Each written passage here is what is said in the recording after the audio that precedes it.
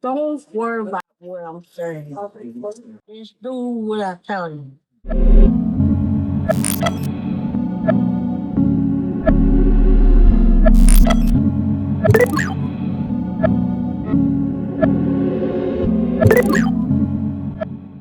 What's good, everybody? This is Sean, and you're watching On the Fly.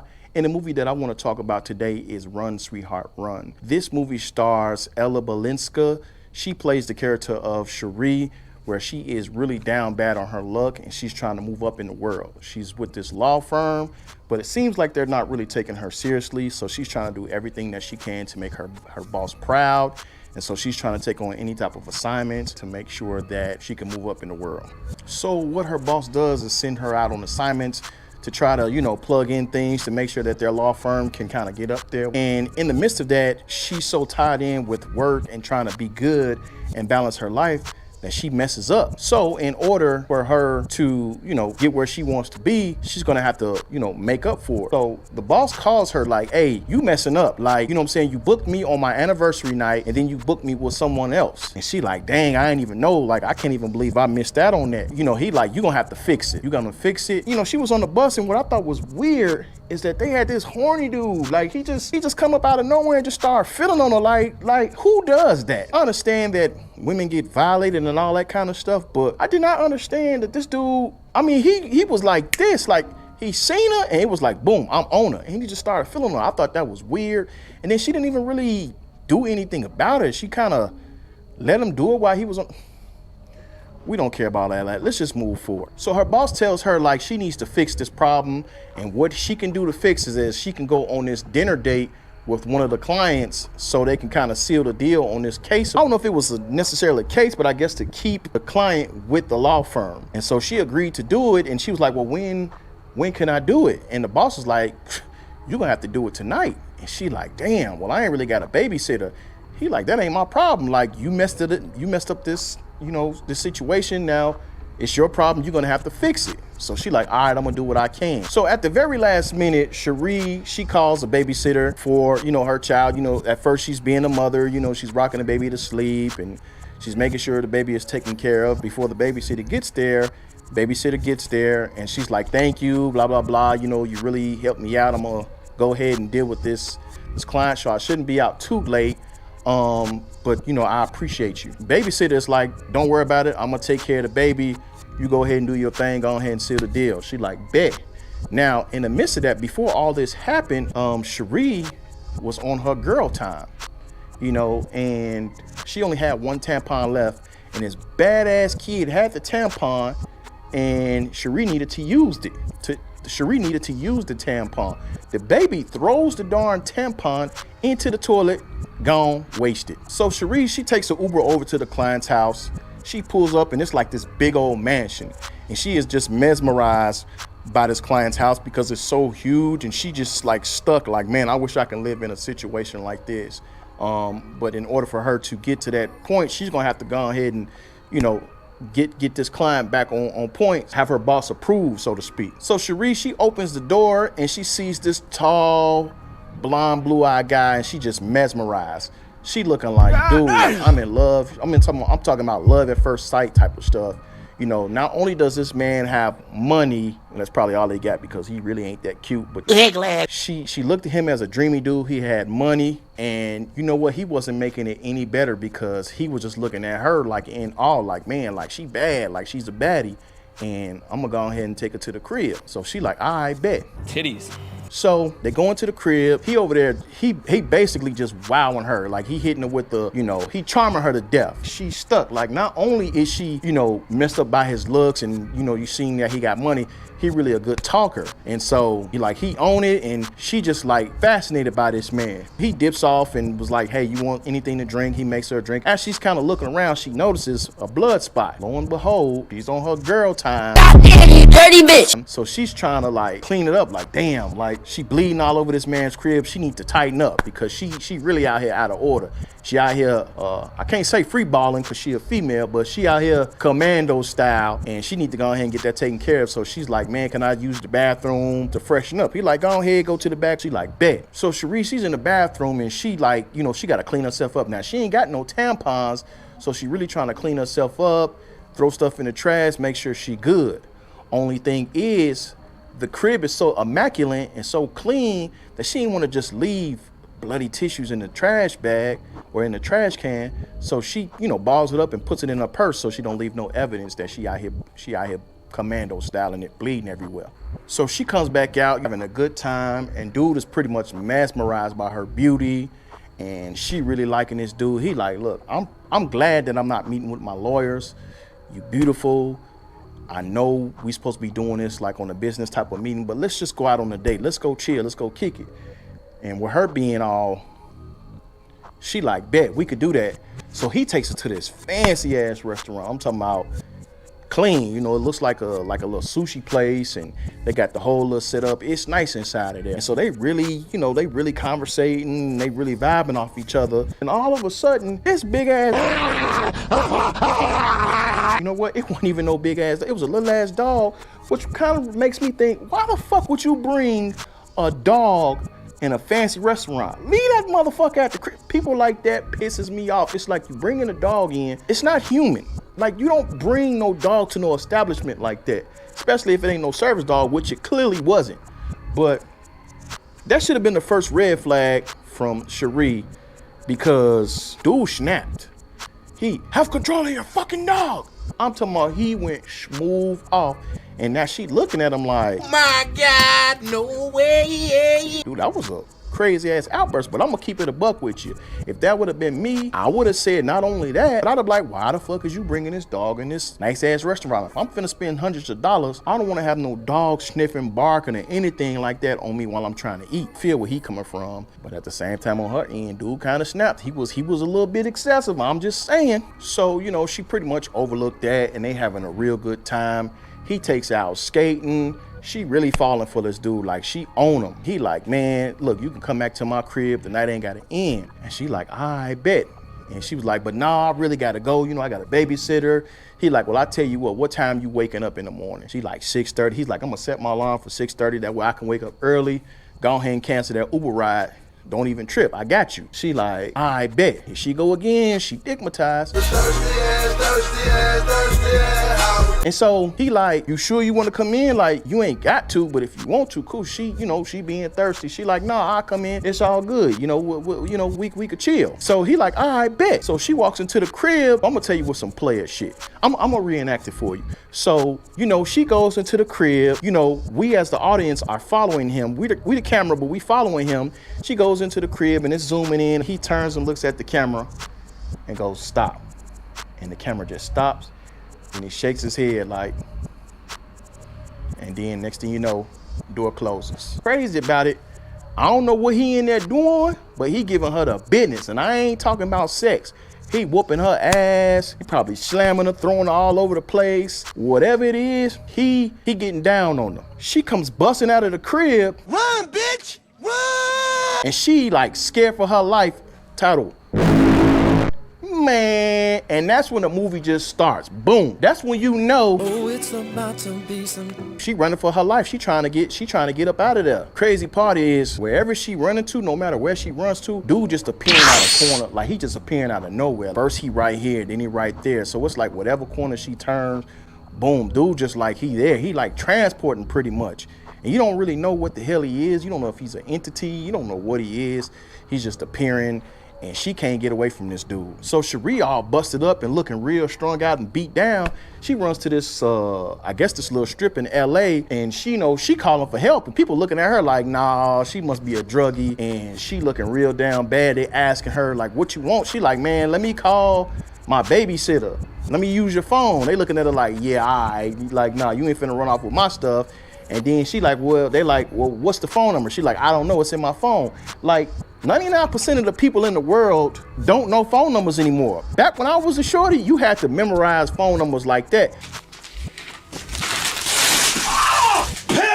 But, with the luxury of phones nowadays, to just save them to your phone as a name. So you wouldn't know your phone. You wouldn't know your babysitter's phone number. You wouldn't know certain people's phone number. You just wouldn't know.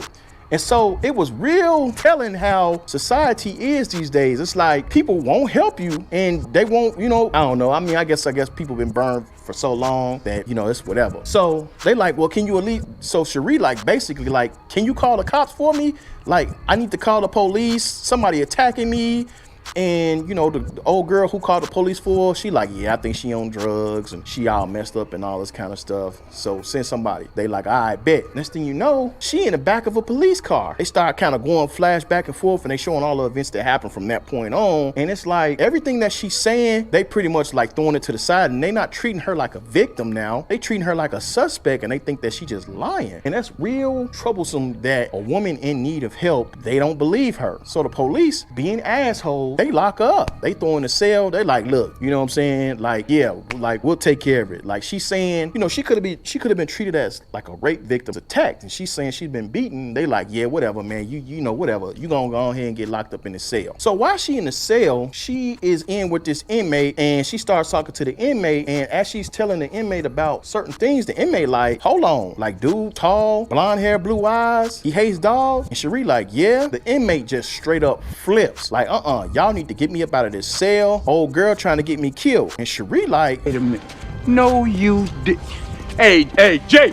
Like, what's going on? Like, how am I trying to get you killed? I'm trying to tell you what's going on about my life, and you basically saying that I'm trying to whatever. So the inmate exposition, and you know what I'm saying, like we finding out all the stuff, exposition just comes into play. The inmate is just basically like, you been marked, you ain't gonna make it out alive. The same thing happened to my friend. You as good as dead. Somebody get me up out of this cell. Old girl tripping. I need to get up out of here. So a couple hours passed, and Cherie is sitting up in the cell alone, and then the asshole police comes in. LA cops, they ain't about shit. He comes in like, you got a visitor. She like, man, I don't want no visitors. Like, this don't seem right. He like, nah, you got a visitor. Who comes in? Horny Ethan. And Horny Ethan is the rich guy. Horny Ethan comes in there like, hey, what's up? Like, what you thought you was gonna get away from you? She like, dude, like, please leave me alone. Eat, sit down, blah, blah, blah. You got some fight in you. So this is what I'm gonna do. I ain't gonna kill you right now. What I'm gonna do is I'm gonna hunt you. I'm gonna give you a chance. If you make it to daylight, I'm gonna leave you alone. She like, I don't wanna hunt. He like, you pretty much ain't got a choice. So I'm gonna go ahead and post your bail, give you a head start, do what you gotta do. She crying. She feels like she ain't got no chance. This dude is something different. He's something supernatural. He can't get away from this guy. So she basically like, I'm finna die. Like, it's over with for me. Now, I wouldn't necessarily call this an Easter egg, but it could be. But you see all these posters of missing women. The police, without doing any type of trauma, any type of rape, beating, didn't do nothing to like book her or take her statement. They just let her go. She's basically telling them, this is the dude who was whooping my ass and who attacked me. They like, yeah, whatever. So obviously the police is in bed with Horny Ethan. Horny Ethan, he got pulled. So she pretty much fucked. So Cherie out in the streets, and she out there with a bunch of homeless dudes. They looking extra suspect. It's not like they look like homeless people, like, you know what I'm saying, I'm just out here, just leave me alone. They out here looking real suspicious. I'm talking about, looking like she just in a real bad situation. She all bloody and she just really jacked up. So she sees this taxi. She like, please, let me in. She gets into the taxi. The taxi driver like, I seen people like you. I'm gonna go ahead and get you where you need to be because you don't need to be out here alone. She like, thank you. I can't pay you right now, but I'll pay you later. I got you. He like, don't even worry about it. Where you finna go? So she like, take me to my boss's crib, because, he's, that's his client and he should know anything. The police ain't helping me, so maybe the boss can help me out. He like, I bet. He takes her to the boss's crib. So as she enters her boss's crib, he looking super duper shocked, like, what the fuck happened to you? She looking like, Horny Ethan, he out here, he didn't attack me. I don't know what's going on. The police, they let me loose. They wouldn't take my testimony. He just attacked me. He like, dude, I had no idea that dude was gonna be like that, man. We gotta do something about this dude. He a monster. And she like, yeah, he is a monster. So then he calls his wife over. He like, hey, Cherie is hurting right now. Can you like get us some tea so we can, get her right? He like, I bet. Notice that the wife is acting a little off. You don't know why she's acting off, but she just a little bit off. Boss like, is there anything that I can do for you? Do you want to stay here for the night? He like, I'm gonna call my ex, gonna come get me. He like, dude, I told you not to fool with her. Just stay here for the night. You'll be safe here. She like, I bet. Whole time the wife like real uneasy, like something is off. So she like, well, can I use your shower so I can freshen up? You know what I'm saying? Because I'm out here covered in blood. I'm out here doing bad. He like, yeah, I'll get you something to wear. Just be cool. She like, I bet. So she takes a shower. She's over here just kind of thinking like, man, what's going on? She need to find out, what her boss knows about Horny Ethan because that's his client. So she dips into his computer, she unlocks the passcode and she finds out that what was going on with her is not a mistake. And of course, you already know what's coming. The boss is in on it. The boss is in on it. That's what she finds out. She looking like, whole time, this motherfucker set me up. You know what I'm saying? So the wife comes in like, listen, I'm gonna keep it a buck with you. My husband knows. And old boy who's tracking you, she talking about horny Ethan, he can smell you. She like, what you mean smell me? She like, all right, come on now. Like, listen to what I'm saying to you. My husband knows he set you up. She not saying it, but she pretty much like telling her, my husband set you up. Then horny Ethan, he can smell you. She like, that's impossible. She like, he can smell you. Just listen to what I'm saying. And after she does all that, the husband comes in like, hey, what you on? Like, what's good? She like, I gotta go. He like, no, you need to stay here. Like I told you to stay here. She like, no, I gotta go. I had already called my ex. He like, nah, I really advise for you to stay here. You're gonna be safe. As he is saying this, Cherie is noticing that the wife is pretty much like, you know, you need to get your ass up out of here. Don't listen to anything that he's saying. Get up out of here, because if you stay, you ain't gonna make it through the night. She pretty much giving her all those hints. And so Cherie was like, nah, I'm gonna go and get up out of here. She dips. Next thing you know, you find out the boss chases after her. Lo and behold, he's in on it. So he's calling horny Ethan like, hey, she was just at my crib. You need to get up on her. She hops on the bus, she gone. So if I'm not mistaken, I think Cherie had stole like some type of jewelry to use as money because she ain't had no wallet. She was basically running for her life. So she goes to this local pawn shop. She like, man, can I use your bathroom? He like, well, you're gonna have to pay for it. She like, this is all I got right now. Can I just use your bathroom so I can clean up? He like, all right, go to the back. She goes around to the back, you know, to use the bathroom and clean herself out. And then next thing you know, she hears a knock on the door. So mind you, I think it was like a homeless lady in the back who, you know, Cherie thought who it was. Like, you know, I'm in here, somebody in here, chill out. Let me finish doing what I gotta do. So the door get the rattling and stuff, and she looking like, dang, like, chill out. After she got done doing whatever she needed to do, using the tampon, she goes outside. Who outside? Horny Ethan. Horny Ethan feels on her. I'm talking about rocks. Thought you was gone, but I can pretty much find you wherever you are. And he looking at the homeless lady like, you better not say nothing. This ain't got nothing to do with you. You could be next. So he getting ready to, matter of fact, he ain't getting ready to. He giving Cherie the business again. He whooping her ass.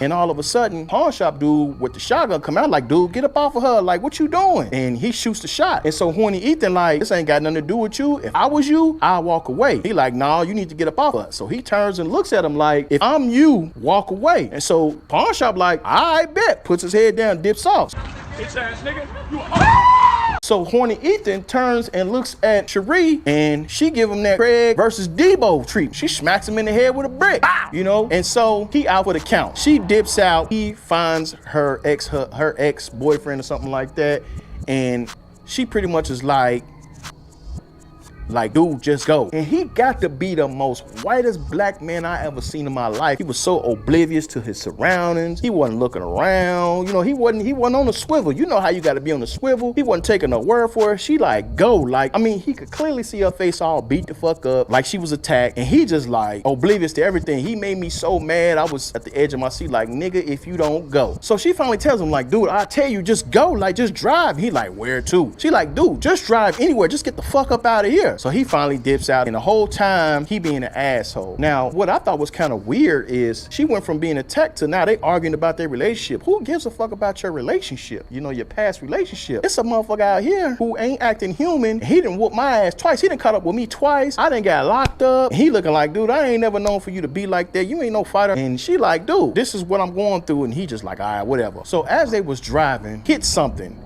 And you thinking like, oh, here we go. So I'm thinking he got a flat tire, goes out to check, and she over there scared to death. She kind of looking around, you know what I'm saying? And then all of a sudden, he jumps on the damn window like a scary movie. Like, why the fuck do motherfuckers be doing stupid shit like that? You already know she traumatized and all messed up, and you gonna pull some dumb shit like that. Long story short, pretty much saying to her, like, I ain't gonna pull off until you tell me what's going on. And so she telling him like, I can't go to the crib, you know, I got a dude chasing me, everything is all jacked up. He looking like, come on, man. She like, nah, for real. She's like, can I just stay at your place? Like, dude, like, such and such is gonna be there. Now, who such and such is, they used to be best friends, but now Trey, which was the ex-boyfriend, is now with the girl. So they like, you know, what's the ain't gonna be there? I don't think she gonna be too happy if you showing up. She like, I don't even care care about her, man. I just need to get up out of the streets and regroup. So he goes to the crib and he like, wait outside. Let me go ahead and talk to my girl, see if it's okay. And she like, I ain't scared of her. He's like, I'm scared of her. So, you know, you chill out here. So she just kind of looking around. You hear Trey and his girl, they arguing in the back. Like, she pretty much telling him, like, if you ain't gonna tell her to leave, I'm gonna tell her. She busts through the front door, or outside of the front door, and she about to give Cherie a piece of her mind until she see she all beaten up. She like, damn, who did this to you? You know, so all that little issues that they had in the past, she threw that shit like, you know what, don't even worry about it, we gonna take care of you. You know, get you some fresh clothes, freshen up, do what you gotta do. You could take this room. So Trey dips out, went to go do whatever he was finna do. Trey's girlfriend and 6 other people was in the, like 5 other people was in the crib, and you know, they just kind of chilling. So Reed is chilling with this little young dude. He reads tarot cards. Reed goes, well, do you still read tarot cards? He like, no, I don't do that no more. That's just shit, that shit came out of nowhere. Like, you got a young teen, black teen who reads tarot cards, and this is a dude at that. And he like, man, I ain't did that. I ain't did that in a while since my grandmother died. She like, oh, well, can you read mine? He like, I bet. This old boy is explaining like what these cards mean, and he's looking like, you know, you need to go to church. She like, man, I ain't been to church in a while. He like, you need to go to church. And then there's a knock on the door. So Cherie like, what's going on? And so Trey's girlfriend, current girlfriend, like, who is it? And so they open the door. No, they didn't open the door yet. So Cherie like, that's the dude who attacked me. Like, do not let this dude in. Don't let him in. So Trey's girlfriend like, we got this. So all of a sudden, these motherfuckers then turned into some Power Rangers or something like that. She got a shotgun. 2 other motherfuckers got swords. Another motherfucker got a bat. Somebody else got a golf club. They finna fuck dude up. So Cherie like, don't let dude in. So the girlfriend like, you ain't gonna wanna see this, so I advise you to go upstairs. We gonna handle this. She like, I bet. So she get in the tub with the other dude that was reading the tarot cards, and then the door open, and next thing you know, you hear gunshots, you hear furniture moving. Apparently, horny Ethan then demolished the whole land. Like, everybody fucked up. She comes downstairs to see what's going on. He done killed everybody. This fool just started dancing and serenading her and stuff. So they doing the Macarena, and they doing all the little dances. Like, yeah, man, like, you know, like, come on, man, like, it's me, horny Ethan. Like, you ain't really think they was gonna be able to stop me. And she kind of like, damn. He leaves outside, and at the same time he's leading outside, her ex Trey, he comes in like, good. He like, what's this about? Cherie like, don't say anything, just let him go. And so Trey, he like, is this the guy who's been? And before he could even finish his sentence, horny Ethan does like a instant transmission and teleports over to Trey, bites this fool's neck, and just rips his head clean off his shoulders. I'm talking about straight up Mortal Kombat style, just straight demolishes him. Cherie just like, oh shit. And then as you watching this movie, you start to realize that this dusty motherfuckers is responsible for 6 motherfuckers dying. She done got 6 people killed going to their crib. And so as this go down, she dips out. She up out of there, and she's running like across this overpass, and only Ethan doing his Dr. Fate walk, you know what I'm saying? He like, yeah, you know what I'm saying? Like, I'm still here. Like, you can't escape me. And then I hate this in movies. Like, it'll be complete silence, and then all of a sudden the car comes out of nowhere and just smacks the person and just kills them. And then you think of like, anyway, time out. Oh, wow! You are not gonna believe what almost just happened.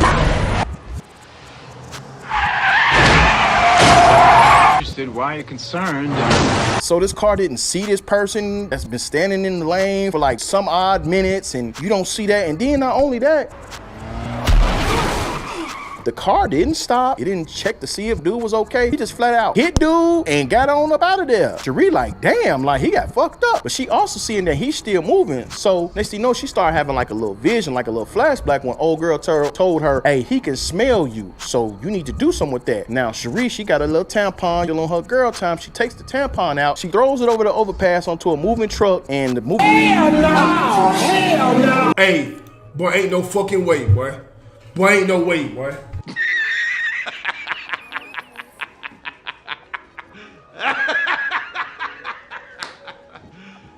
You serious? Truck is still going with her tampon on there. So horny Ethan, he wakes up and he can smell the tampon like going away, like the smell is getting faint to him, and he looking like, where she at? He looking like, where she at? So he looks down the little overpass and he see that she ain't there. So he dips out to go after her. So as you can see, she hid, so he couldn't visually see her, goes after her. So Cherie dips out, she goes to this like church, it's like a holy, you know, it's holy or whatever.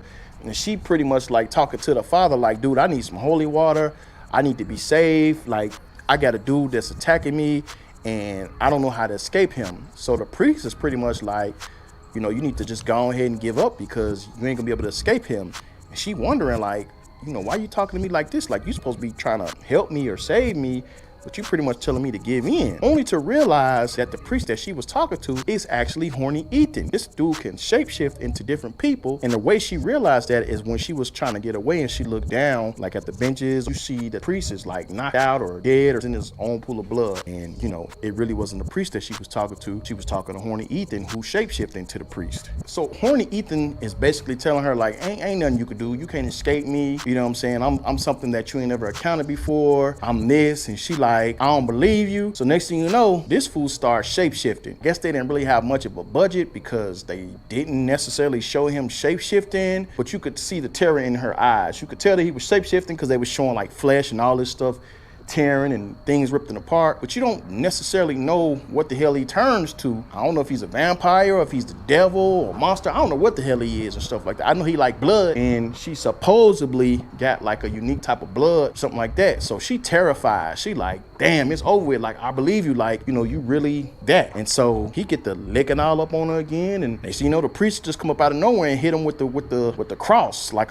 it was like a spear, but it was a cross, and he stabbed horny Ethan in the back. The priest tells her like, hey, you need to get up out of here. And so she dips off or whatever. Horny Ethan uses his powers, pulls him without pulling him, and that's the end you see of the priest. So the little panel that the priest told her to hide behind, I guess is somehow connected to a little techno warehouse, like where everybody be doing drugs and smoking dope and having these little crazy, you know, rage part. What you call those little parties where motherfuckers just out there going crazy. How they connected to the church, I have no idea. But she goes into the techno spot and she starts cleaning herself with bleach, you know, to kind of throw off the scent and all that. Next thing you know, she got this red rag, and then she has this Rambo montage moment where she just, you know, cleaning up her wounds. She got the red headband. She like ultra powered now. These freaky motherfuckers come up into the stall and they start getting it on, and you know, she takes his clothes, she puts it on there. It's like some fake ass soldier uniform. It's all crazy shit going on from this point on. That's when everything just started kind of going crazy. So now all of a sudden, after cleaning out her wounds and bleaching herself, she's like a badass now. Like she like this super duper stealth person.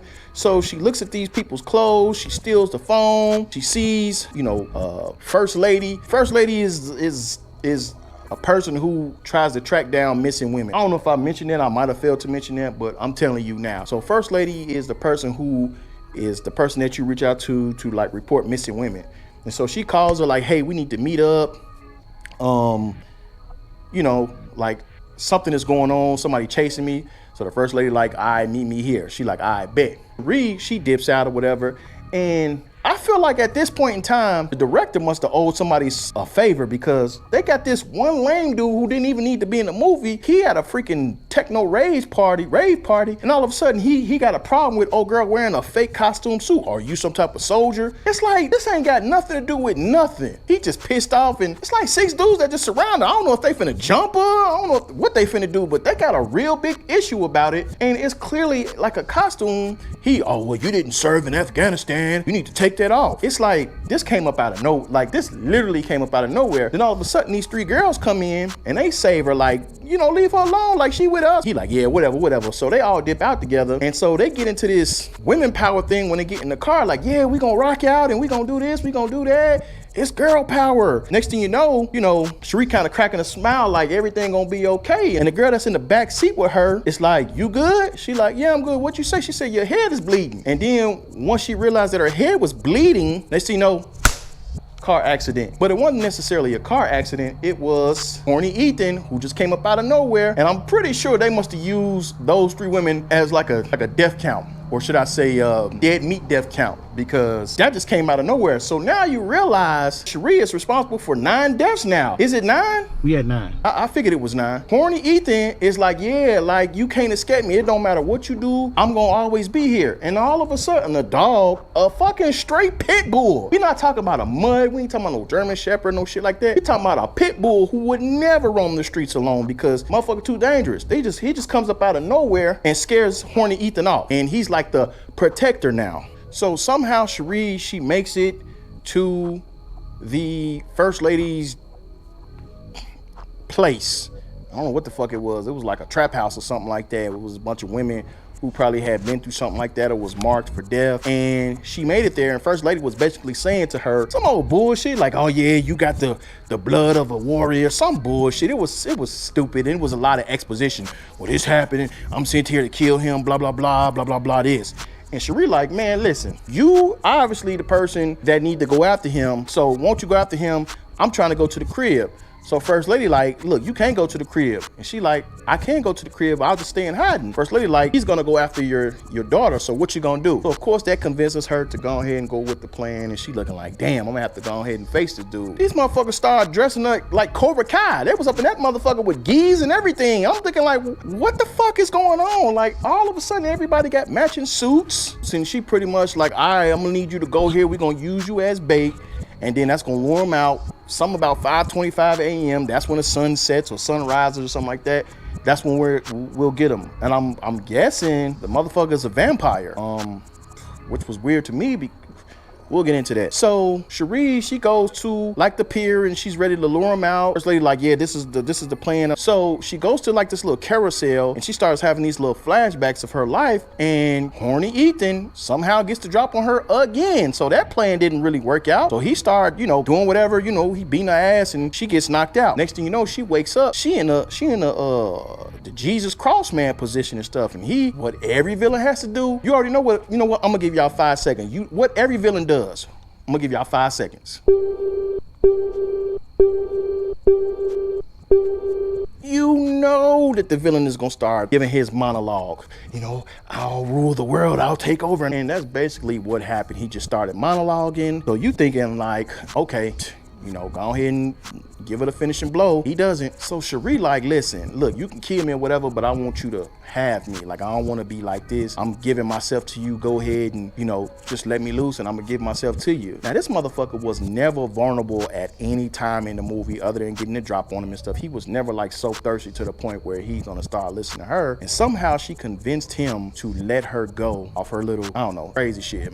Horny Ethan was on some horny shit. So horny Ethan ass, he get the licking all up on her. He doing all these type of weird, strange things to her. And, she looking at the rock and you trying to figure out like, what's going on with this rock? You thinking it's magical. So she finally gets the rock and throws it at the window, and you thinking, okay, he is a vampire, so the sunlight, because I guess now it's morning time, the sunlight was gonna get him and burn him. And he looking at her like, what, you thought this was gonna work? She like, damn, like it didn't work. She like, damn, it didn't work. And all of a sudden the Cobra Kai comes in and they start breaking all the windows. You thinking like, okay, they finna whoop his ass, but they don't whoop his ass. They kind of just let him burn or something like that. So now he in pain, he in agony. He looking like, what the fuck? Like, I can't believe that she got the drop on me. I'm sitting over here like, how the hell she get the drop on him? Because you was pretty much winning, but you being horny Ethan, you just couldn't, your urges, man, you thinking what you did, and I don't know what it was. They managed to get him to start burning. This fool was bleeding oil. Like, I guess he was a machine or a car or something. For Ray,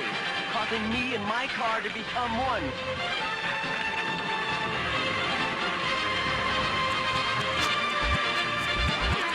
Incredible shit like that. I don't know, I guess he was a Autobot because he crawling and he bleeding oil. The First Lady, she just comes out of nowhere with a cigarette lighter, a lighter, and sets him on fire. And he starts burning and he burns to death. Now, I'm gonna be honest with you. If I'm Cherie, me and First Lady got us a problem because that was a terrible plan. It's like, okay, y'all use me as bait. Dude was whooping my ass, choking me up, licking blood off of me and stuff. And the best thing y'all could come up with is we gonna get him in this room and we gonna shatter all these windows to get him to burn. Like, that, it could have been a better plan than that. Like, that was trash. What the fuck is this? But it is what it is. First Lady gets her kill. Cherie is no longer being hunted. They kill horny Ethan. That's pretty much the end of the movie. So I'm gonna say this film to me wasn't bad at all. Like, it was very entertaining. Would I watch it again? It's just one of those ones that, you watch with your friends and you just kind of conversate about it. It's a pretty decent movie. I would give it a Rambo's thumbs up. I definitely would. And as far as a grade, I would give it about a 6 out of 10. About a 6.5 out of 10. So it's definitely a entertaining movie. Not the best, but it's not the worst. So other than that, y'all post your comments down below. Y'all let me know what y'all think. I'll catch y'all on the fly.